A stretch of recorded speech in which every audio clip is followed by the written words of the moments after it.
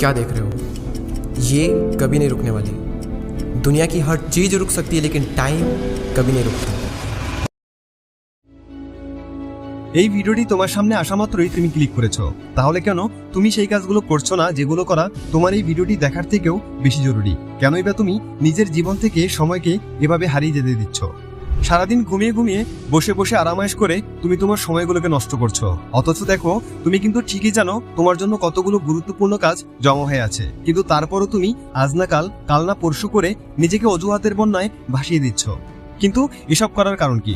এমন তো না যে তুমি সাকসেসফুল হতে চাও না, এমন তো না যে তুমি কোনো কিছু করে দেখাতে চাও না। তোমার মধ্যে সবকিছু করারই ইচ্ছা আছে, তাহলে কেন এই সময় নষ্ট?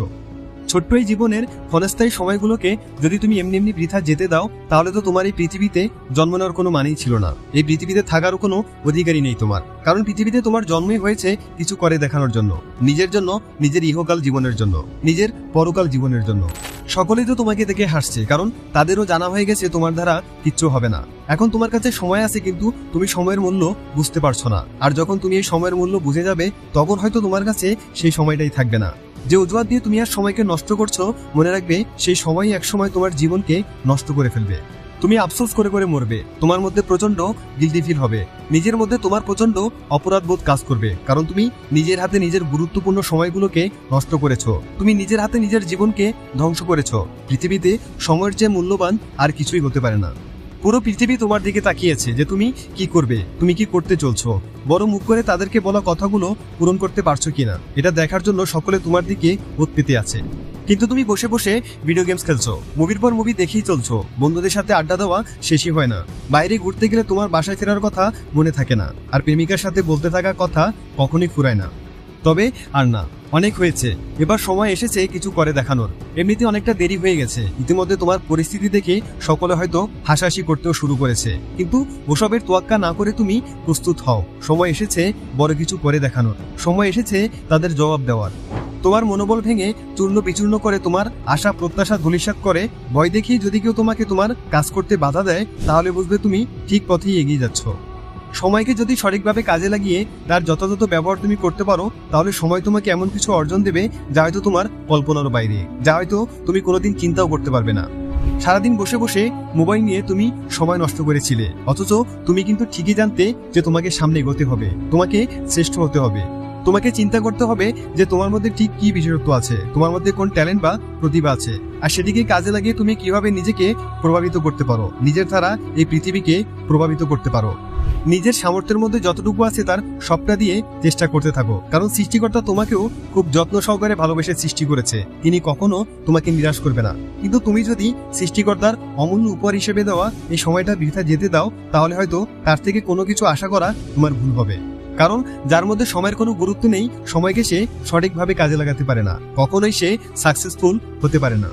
প্রতিটি কাজ তোমার এমনভাবে করা উচিত যেন তুমি তোমার প্রত্যেকটি কাজে সাকসেসফুল হও, যেন তুমি প্রত্যেকটি কাজে চ্যাম্পিয়ন হও, যেন তুমি প্রত্যেকটি কাজে সবার সেরা হও, যেন সবাই তোমাকে প্রশ্ন করতে বাধ্য হয় যে আরে বস, এটা তুমি কিভাবে করলে। প্রতিটা সময় তোমার জন্য খুবই জরুরি। যখন তুমি সেটা উপলব্ধি করতে পারবে, তখন তোমার মনে হবে আরে কিছুক্ষণ আগেই তো সকাল হলো, এখন আবার সূর্য অস্ত চলে গেল, কিভাবে এতটা তাড়াতাড়ি চলে যায়। তখন তুমি সময়ের জন্য হাহাকার করতে থাকবে, সময়কে ভালোবাসতে শুরু করবে। যখন তুমি হার স্বীকার করবে না, তখনই তুমি জয়কে স্বীকার করতে শুরু করবে।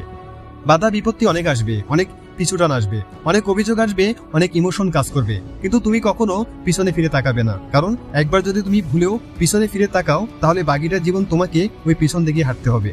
তাই কে কি বলছে সেটা নিয়ে আর ভাবার দরকার নেই, তুমি বরং তোমার আগামীকে নিয়ে ভাবতে শুরু করো। যদি তুমি সময়কে সঠিকভাবে ব্যবহার করতে না পারো, তাহলে নিজের জীবনকে তুমি গুছিয়ে তুলতে পারবে না, তখন তুমি নিজেকে নিয়ন্ত্রণ করতে পারবে না, তখন তোমাকে সময় নিয়ন্ত্রণ করবে।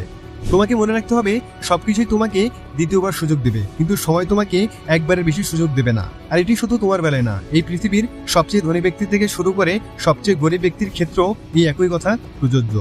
সময়ের কাছে ধনী গরিব, মিলেনিয়ার বিলেনিয়ার, হিরো ভিলেন, সাহসী ভীতু কোনো কিছুরই পার্থক্য নেই। জীবনে তারা কি হবে সেটা তাদের কাজ ও কাজ করার সময়ের উপরই নির্ভরশীল। একবার আশেপাশে ভালো করে তাকিয়ে দেখো, কত লোক আছে যারা তোমার চেয়ে বহুদূর এগিয়ে যাচ্ছে, কিন্তু তাদের আর তোমার মধ্যে পার্থক্য কি? পার্থক্য এটাই যে তারা সময়কে সঠিকভাবে কাজে লাগাচ্ছে, আর তুমি বসে বসে দিন গুনছো কবে তোমার ভালো সময় আসবে। তোমার সমালোচনা দিন দিন বেড়েই চলছে। কিন্তু আর না, অনেক সহ্য করেছো, সহ্য করতে করতে নিজেকে পাথর বানিয়ে ফেলেছো। এবার সময় এসেছে শুরু করার। এখনো কিছু ফুরায়নি, এখনো তোমার হাতে অনেকটা সময় আছে। যতটুকু সময় আছে ঠিক ততটুকু সময়কে যদি তুমি সঠিকভাবে কাজে লাগাতে পারো, তাহলে দেখবে তুমি ঠিক কোথায় পৌঁছে গেছো। তুমি হয়তো সময়কে নিজের চোখের সামনে দেখতে পারো না, তবে সময় কিন্তু ঠিকই তোমাকে চোখে আঙুল দিয়ে অনেক কিছু দেখিয়ে দেয়। তাই সময়কে হালকা হয়ে নিও না। সময়ের ক্ষমতা সম্পর্কে তোমার কোনো ধারণাই নেই, কারণ ধারণা যদি থাকতো তাহলে তুমি এতগুলো দিন এভাবে নষ্ট করে আসতে না। পুরোনো দিনে আমার জীবনে ঠিক কি কি ঘটে গেছে সেগুলো ভেবে হয়তো তুমি দুঃখ কিংবা খুশি অনুভব করতে পারো, কিন্তু কখনোই তুমি সেগুলো ফিরে পাবে না। ফিরে যেতে পারবে না অতীতের সেই আবেগমাখা খুশির দিনগুলোতে। অতীতে ঘটে যাওয়া তোমার জীবনের কালো রাত্রিগুলো আর কখনোই তোমার কাছে ফিরে আসবে না। যদি আবারও তোমার খারাপ সময় কিংবা ভালো সময় আসে, তাহলে সেটা তোমার আজকের এখনকার কর্মকাণ্ডের ফলাফল হিসেবে আসবে। সেগুলো তোমার অতীতের নয়, বরং বর্তমানের ফলাফল হিসেবে আসবে। যে অতীত তোমার জীবন থেকে চলে গেছে, অতীতকে নিয়ে চিন্তা করে বর্তমান সময়গুলোকে নষ্ট করার কোনো মানেই হয় না। জীবনে পাওয়া একটা সিঙ্গেল সুযোগও মিস করো না। প্রত্যেকটা সুযোগ কাজে লাগাতে হবে, একটা সুযোগ হাতছাড়া করা চলবে না। নিজের স্বপ্নকে পূরণ করার জন্য যা যা করা লাগে তা করতে শুরু করো, যতই কষ্ট হোক না কেন। ভবিষ্যতে কি হবে সেটা নিয়ে চিন্তা করা বন্ধ করো, কারণ তুমি তো বর্তমান সময়কেই ঠিকমতো কাজে লাগাতে পারছো না। তাহলে ভবিষ্যৎ নিয়ে চিন্তা করে কি লাভ? তাই আগে বর্তমানকে কাজে লাগাতে শেখো। ভাবতে শুরু করো কিভাবে অন্যদের চেয়ে কম সময়ে তাদের চেয়ে বেশি দূর এগিয়ে যেতে পারবে। তারা কিভাবে চলাফেরা করে, তাদের লাইফস্টাইল, হ্যাবিট, তাদের ইচ অ্যান্ড এভরি সিঙ্গেল কাজ ফলো করতে শুরু করো। শুধুমাত্র তাদেরকে ফলো করলে হবে না, তাদের চেয়ে ভালো করতে হবে, তাদের চেয়ে বেশি করতে হবে। তা না করতে পারলে তুমি তো তাদের চেয়ে সবসময় পেছনেই থাকবে, তাই না? সবকিছু ভুলে গিয়ে তোমাকে সময়কে কিভাবে কাজে লাগানো যায় তা নিয়ে ভাবতে হবে। বন্ধু বান্ধব হয়তো বলবে চল একটু ঘুরে আসি, আয় বরং একটু আড্ডা দিয়ে আসি। ফ্যামিলি থেকে হয়তো বলবে আজ অমুক জায়গায় দাওয়াত আছে, সকলকে অ্যাটেন্ড করতে হবে। সোশ্যাল মিডিয়াগুলো হয়তো তোমাকে বলবে আমাকে আর একটু স্ক্রলিং করো। প্রেমিকা হয়তো বলবে আর একটু সময় দিলে কি হয়। কিন্তু ভাই, ওইসবের জন্য তোমার পুরোটা জীবন পড়ে আছে। কিন্তু এই বয়সে যদি তুমি সবকিছু ভুলে সবকিছু বিসর্জন দিয়ে সময়কে কাজে লাগাতে পারো, তাহলে বাকিটা জীবন তুমি নিশ্চিন্তে পার করে দিতে পারবে। আজকের এই কষ্ট, আজকের এই ত্যাগ, আজকের এই বিসর্জন, আজকের এই অভিমান সবকিছু একদিন তোমাকে সাফল্য এনে দিবে। আর আমি এটাও জানি সফল তুমি হবেই। তোমার যে লক্ষ্য আছে সেটা তুমি পূরণ করবেই। আমি তোমাদের প্রত্যেকের উপর বিশ্বাসী, তোমাদের প্রত্যেকের ইচ্ছা শক্তির উপর আমার আস্থা আছে, তোমাদের প্রত্যেকের উপর আমার ভরসা আছে, কারণ তুমি পৃথিবীর সবচেয়ে শক্তিশালী ব্যক্তি।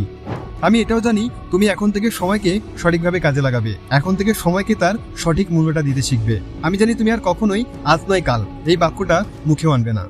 আমি তোমাদের উপর পুরোপুরি আশাবাদী। তাই আজ থেকে জাস্ট একটা সেকেন্ডও বৃথা যেতে দিও না, কারণ এই সময় যে কি মূল্যবান জিনিস সেটা তুমি যেদিন বুঝতে পারবে, সেদিন এই ভাইটিকে হয়তো ধন্যবাদ দিতে খুঁজে বেড়াবে। আজ আর নয়, দেখা হচ্ছে খুব শিগগিরই। ততক্ষণ পর্যন্ত সাবস্ক্রাইব করে আমাদের সাথেই থাকো। Thanks for watching.